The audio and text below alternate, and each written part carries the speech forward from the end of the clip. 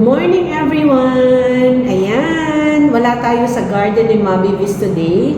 So today, itutur ko kayo dito sa isang property namin, property ng Ayala Land sa Amayascapes, 13 Martires, Cavite. So magtutur tayo, papakita ko sa inyo yung subdivision, yung Amayascapes, 13 Martires dito sa Cavite. Ipapakita ko sa inyo yung mga units namin, yung deliverable unit or yung turnover unit na tinatawag. Tapos ipapakita ko rin sa inyo yung model unit. Tapos ipapasyal ko kayo dun sa amenities area.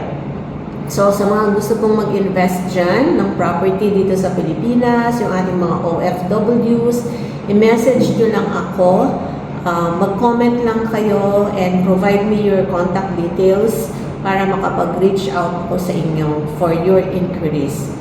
Ayan. So, let's start. So, ngayon, naka-duty ako dito sa sales office namin. Ako yung property specialist na naka-assign para pag may walk-in clients tayo,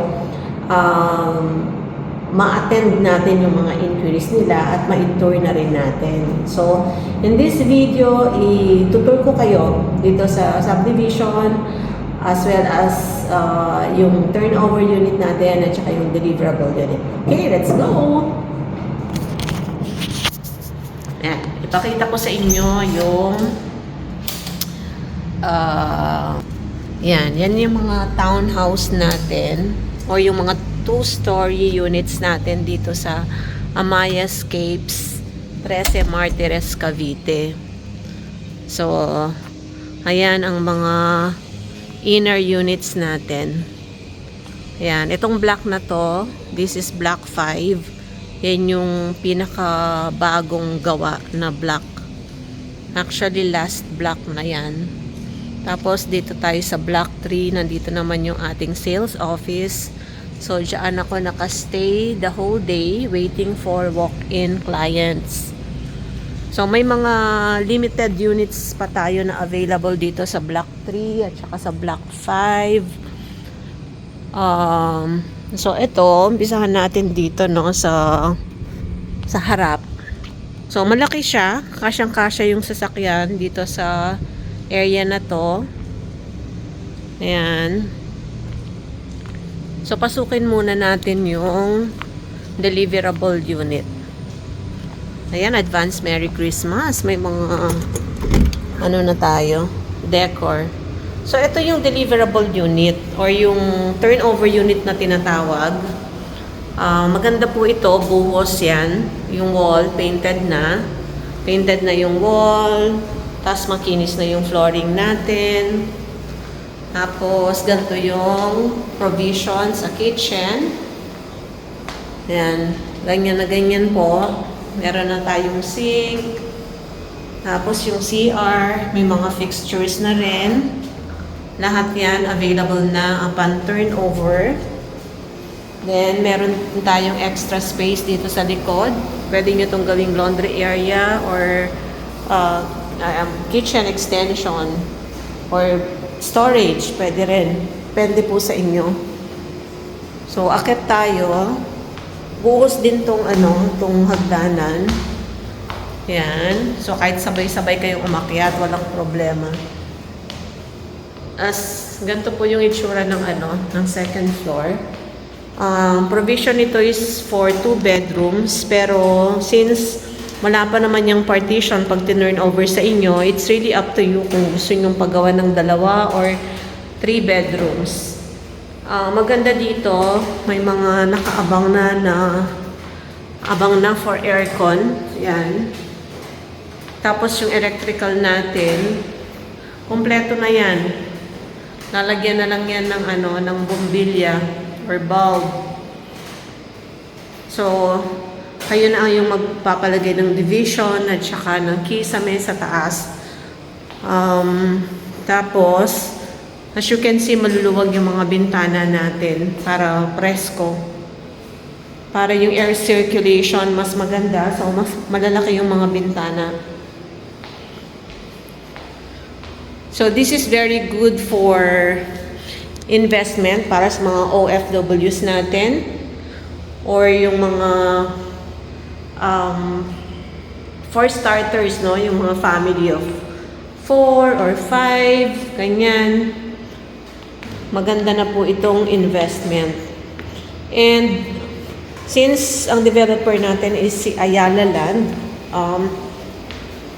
well known po na maganda yung quality pag si Ayala Land talaga yung developer. At kung ano yung kinumit na development sa project, talagang sigurado po na mangyayari. So as you can see, no, ang linis ng paligid. Security-wise, very secure din. Hindi pwedeng basta-basta pumasok yung mga hindi dapat pumasok sa area. And moving on, dito sa, pinakita ko sa inyo yung turnover unit natin. Now, I'll show you the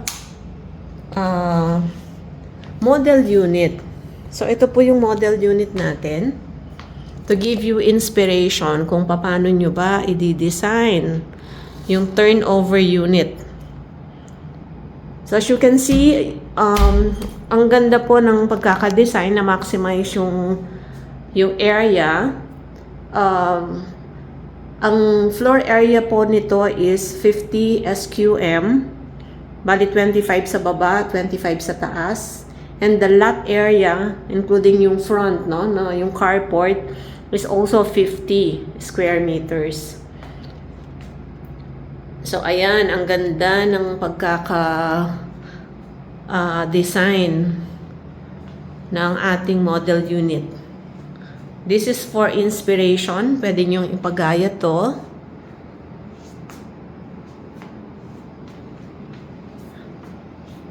So, we're heading to the bathroom. Ayan. Para maliwanag.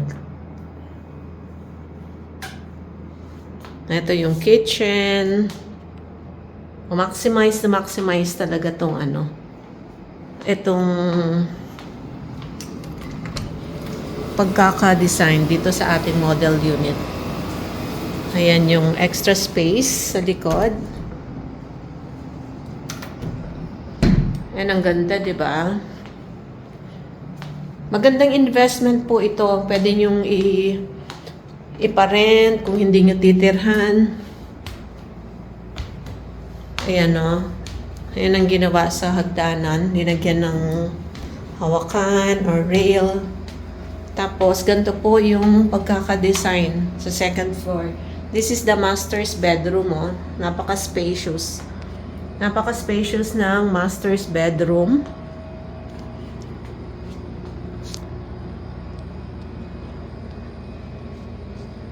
Tapos dito, naglagay ng walk-in cabinet or dresser. Ito yung nabanggit ko sa inyo kanina. Pwede nyo rin gawing kwarto to.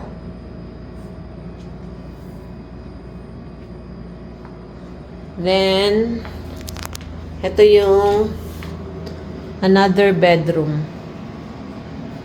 Ang ganda ng pagkakagawa. Yan po.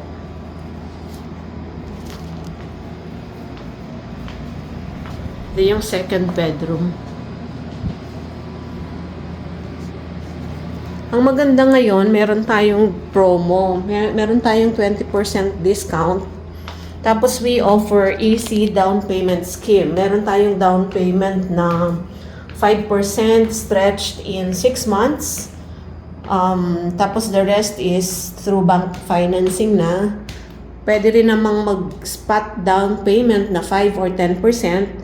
Tapos another 5 or 10% na payable in 6 months, no? Para mas mababa yung ilo-loan sa bangko. So, ang reservation fee natin is only 25,000. So, 25,000, napakaliit po nun at ililes naman yun sa total down payment natin. So, labas na tayo dito sa model unit.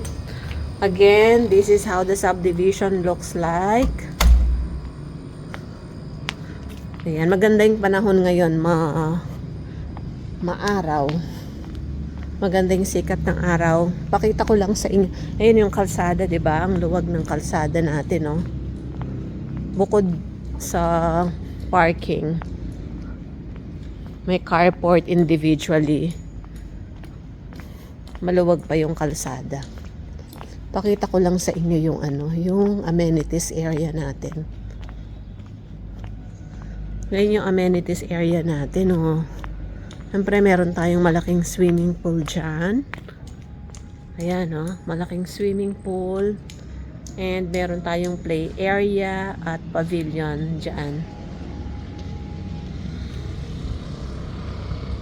Ayan. So, tahimik po dito. Tahimik. And mga RFO units yan. So, ready for occupancy. Pag nakapagbayad tayo ng 6 months na down payment, nakapag-loan take out tayo sa bank, na-approve yung loan natin sa bank, then pwede na tayong mag-move in. So again, comment lang kayo if you have questions or if you are interested dito sa property na to. We also have other properties sa ibang areas. So, comment down below. Bye everyone!